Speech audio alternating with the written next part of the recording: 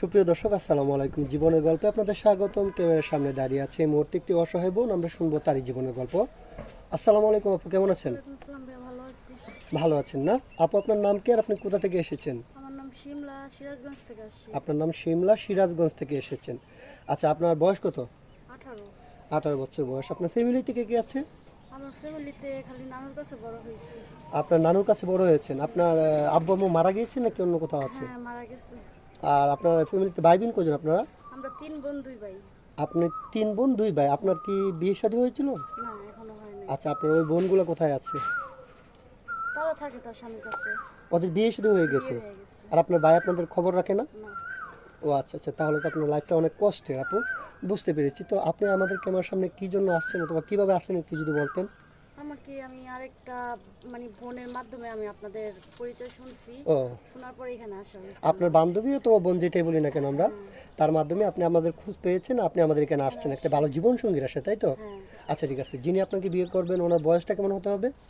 বয়স 40 হলো, সমস্যা নেই। বয়স 40 হলেও সমস্যা না, আপনি শুধু চাচ্ছেন একটা ভালো মনের মানুষ। ভালো মনের মানুষ। ভালো মনের মানুষ যে আপনাকে কেয়ার করবে, যে একটু ভালোবাসা দিবে। জীবনে তো ভালোবাসার অনেক অভাব। বুঝতে পেরেছি। যেহেতু ফ্যামিলিতে কেউ নেই, নানুর কাছ থেকে বড় হয়েছেন, আপনার লাইফটা অনেক কষ্টের। আচ্ছা ঠিক আছে, আমরা এই ভিডিও পাবলিক করার পরে তো দেশ থেকে প্রবাস থেকে শত শত ভাই আপনার সাথে যোগাযোগ করতে চাইবে। অনেকের বয়স 40-45, অনেকের স্ত্রী মারা গেছে অথবা বাচ্চা কাচ্চা হয় না, সেটার জন্য দ্বিতীয় বিয়ে করতে চাই। ওইরকম কোনো ভাই যদি আপনাকে বিয়ে শাদী করতে চায়, আপনি বসবেন?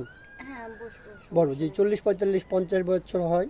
হ্যাঁ, সমস্যা নেই। আচ্ছা, এখন যেহেতু বলতেছেন কোনো সমস্যা নেই, পরবর্তীতে বলবেন না যে তোমার বয়স বেশি, আমি মেনে নেব না। না, সবাইকে আর এক নিয়ে ভাইয়া বলেন। আচ্ছা ঠিক আছে, আপনি মন থেকে বলছেন। হ্যাঁ, মন থেকেই বলছি। আচ্ছা ঠিক আছে আপু, আমরা বুঝতে পেরেছি। তো আপনার সাথে যোগাযোগ কীভাবে করবেন ওনারা? আমার তো বর্তমানে ফোন নাই। আপনার বর্তমানে কোনো ফোন নেই? না। এখনকার যুগে তো মোটামুটি সবারই ফোন থাকে, আপনার ফোন কেন, কি হয়েছে? খাইয়েই তো বাঁচতে পারি না, আবার ফোন কিনবো কিভাবে? ও আচ্ছা ঠিক আছে আপু, আপনাকে এই কথা বলে আমি লজ্জা দিতে চাচ্ছি না। তো সুপ্রিয় দর্শক, এই মুহূর্তে দেখতে পাচ্ছেন ডিসপ্লেতে একটি নাম্বার। এই নাম্বারটা হচ্ছে আমাদের ইউটিউব চ্যানেল কর্তৃপক্ষের নাম্বার। এই নাম্বারে ইমো হোয়াটসঅ্যাপ আছে। যদি কোনো ভাই ওনার সাথে যোগাযোগ করতে চান, তাহলে ওনার একটা ছবি স্ক্রিনশট মেরে পাঠিয়ে দিয়ে ভয়েস করবেন। আমাদের প্রতিনিধিরা আপনাদের সাথে যোগাযোগ করবে। কেউ অযথা অডিও কল ভিডিও কল দিয়ে আমাদেরকে বিরক্ত করবেন না, তাহলে আমরা ব্লক মারতে বাধ্য হব। আচ্ছা ঠিক আছে আপু, আপনি নামাজ কালাম পড়েন? হ্যাঁ। নামাজ কালাম পড়েন, 5 ওয়াক্ত নামাজ পড়েন? হ্যাঁ। হ্যাঁ। আচ্ছা ঠিক আছে, বিয়ের পর স্বামীকে নিয়ে কোথাও ঘুরতে যাওয়ার ইচ্ছা আছে? আমার স্বামী যদি বলে যে আমাকে নিয়ে কোথাও ঘুরতে যাবে, তাহলে নয়তো আমার কোনো ইচ্ছা নেই। আপনার ব্যক্তিগতভাবে কোনো ইচ্ছে নেই? না।